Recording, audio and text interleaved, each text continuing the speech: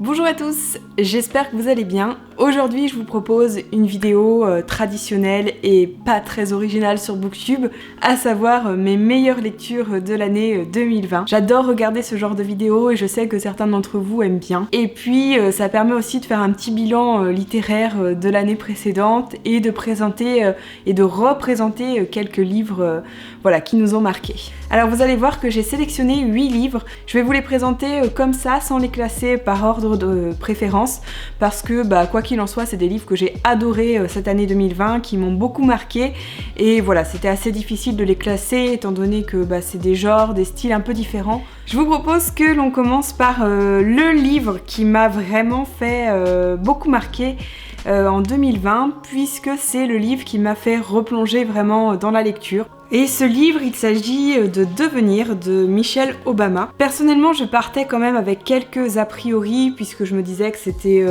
déjà pas forcément mon style, c'est-à-dire que c'est des biographies, je me disais que ça allait être peut-être un peu pénible à lire, un peu long parce qu'on s'en fiche un peu parfois de certains aspects de la vie de l'autrice en l'occurrence. Et puis finalement, j'ai été totalement emballée par cette lecture, je l'ai trouvée passionnante. C'est le récit par Michelle Obama de la campagne qu'elle a faite avec son mari, donc Barack Obama, et ses années à la Maison Blanche. Elle parle aussi de son enfance, de ses études, de ses enfants aussi, de sa vie de famille.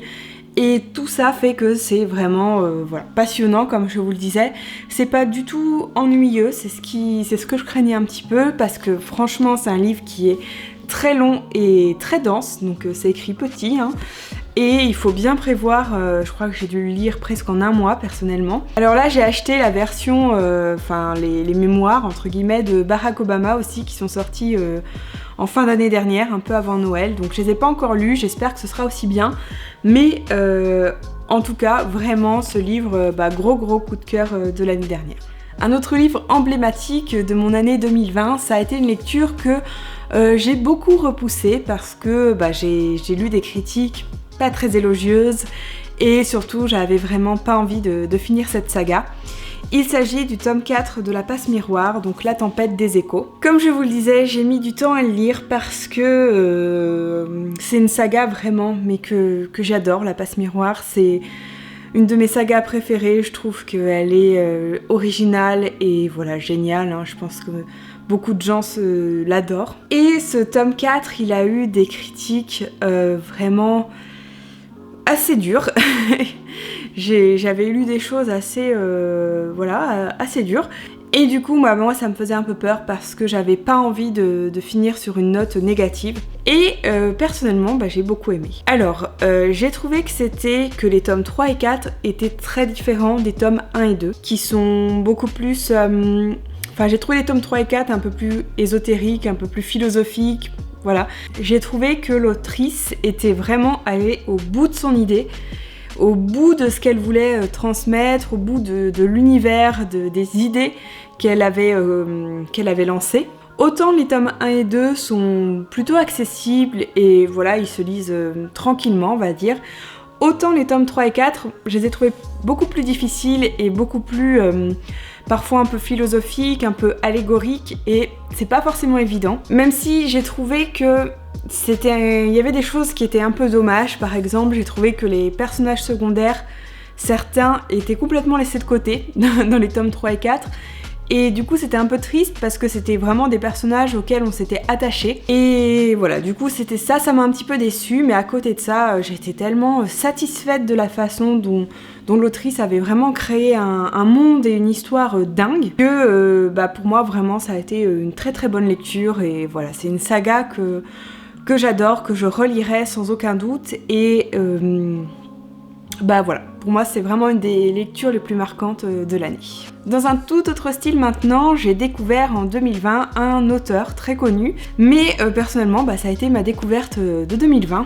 Il s'agit de Maxime Chatham et je l'ai découvert avec le roman L'Illusion, qui est son dernier roman en date. Alors je vous cache pas que ce qui m'a attirée au premier regard, c'est clairement la couverture et le livre en lui-même qui est honnêtement magnifique. C'est un thriller grosso modo, un roman un peu mystérieux, un peu fantastique sous certains aspects, qui se passe dans une petite station de ski en hors saison en fait.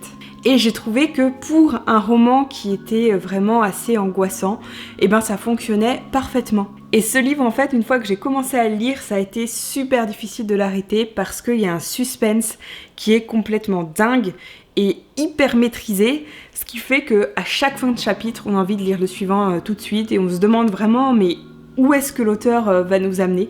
Et finalement, il a trouvé un dénouement qui est super original et que j'ai trouvé peut-être un poil tiré par les cheveux, mais grosso modo ça a quand même fonctionné. Et pour moi, voilà, gros coup de cœur ce livre, c'était un bonheur à lire, il est plein de suspense, il est angoissant, il fait peur. Et vraiment, si vous voulez découvrir cet auteur, je vous conseille ce roman qui est un peu je trouve un ovni dans la littérature actuelle. Voilà.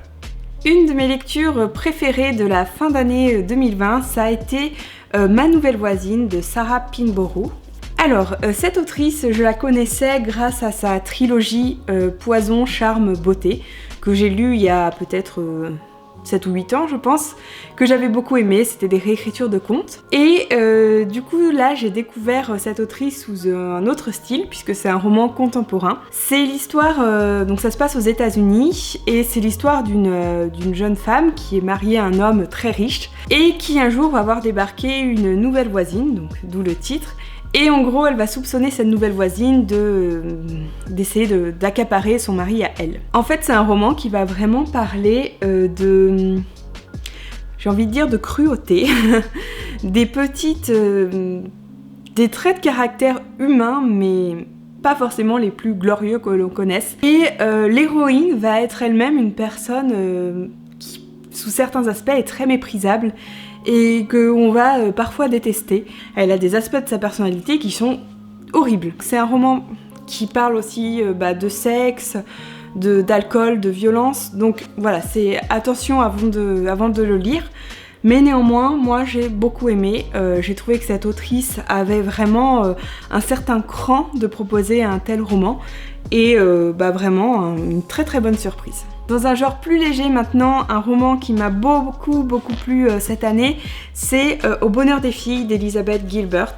Donc je vous en ai parlé dans plusieurs vidéos je crois, donc je vais pas trop vous en parler. L'histoire d'une jeune fille qui va être envoyée vivre chez sa tante qui tient un théâtre et du coup elle va rencontrer plein de personnages assez hauts en couleur et c'est un roman vraiment qui se lit tout seul où les personnages sont hyper attachants ou au contraire hyper qu'on les déteste et tout. C'est pas de prise de tête, ça se lit comme ça. Après voilà, il y a des choses qu'on peut critiquer, il y a certains éléments de l'histoire, notamment les dénouements, qui m'ont un petit peu déçue, mais grosso modo ça a vraiment été une super lecture, un super moment. Et c'est une autrice vraiment que j'adore, Elizabeth Gilbert. J'adore son livre Comme par magie aussi, dont je vous ai beaucoup parlé. Donc bon, je vais pas vous en dire plus parce que vraiment ce livre, je crois que je vous en ai parlé 2 ou 3 fois déjà. Mais très très bon roman. 2 livres de la même autrice maintenant, mais dont il fallait absolument que je vous parle parce que voilà, ça a été des gros coups de cœur de l'année dernière. C'est Circé et le chant d'Achille de Madeline Miller. Alors j'ai lu ces 2 romans l'année dernière. Mon préféré vraiment c'est Circé, mais le chant d'Achille est vraiment une perle aussi, hein. Les 2 sont très très bien. Circé, ça parle tous les 2 vous l'aurez compris, de mythologie, de réécriture un peu de la mythologie. Circé, c'est la sorcière qui a retenu Ulysse. Et Achille, ça parle de sa relation avec Patrocle. L'autrice a vraiment une façon très très captivante de raconter ses mythes. Et le chant d'Achille est vraiment une histoire d'amour en fait, qui est racontée de façon très très belle et très, comme je vous le disais, avec ses violences, avec... Voilà, c'est la mythologie, hein, mais c'est aussi l'histoire. Et Circé, c'est l'histoire d'une magicienne, d'une sorcière contre laquelle le sort et la méchanceté s'acharnent. Je vais vraiment suivre les parutions de cette autrice parce que c'est très très bon. Et enfin, il fallait quand même que j'ai un autre roman jeunesse à vous proposer parce que c'est vrai que j'en ai pas beaucoup cette année. Mais il y en a un qui m'a particulièrement marqué, c'est C'est pas ma faute de Anne-Fleur Multon et Samantha Bailly. Alors ce roman, il a pas trop eu de chance parce qu'il est sorti pile au moment du premier confinement. Alors c'est un roman qui est léger et en même temps pas du tout. C'est-à-dire qu'il va vraiment aborder des sujets assez difficiles. Et chez moi ça a trop fonctionné, j'ai été captivée par cette histoire, il y a plein de rebondissements. Les deux filles, les deux personnages principales sont géniales, elles sont assez attachantes et voilà, elles sont originales aussi. Enfin, ça parle à tout le monde parce que c'est des sujets qui sont actuels et on voit que les autrices n'ont pas une vision un peu édulcorée de l'adolescence. Elles savent de quoi elles parlent, on va dire. Et du coup, ça fait un très très bon roman jeunesse que je vous conseille chaudement. Voilà pour cette petite vidéo sur mes lectures préférées de 2020. J'espère que ça vous donnera des idées de lecture. N'hésitez pas de votre côté à me dire quel est le livre qui vous a vraiment marqué en 2020. Comme ça me fera des conseils de lecture et je suis très très preneuse. Si vous avez des questions, si vous voulez plus d'informations, n'hésitez pas à me laisser un commentaire. En tout cas, je vous remercie pour votre attention et je vous dis à très bientôt pour une nouvelle vidéo.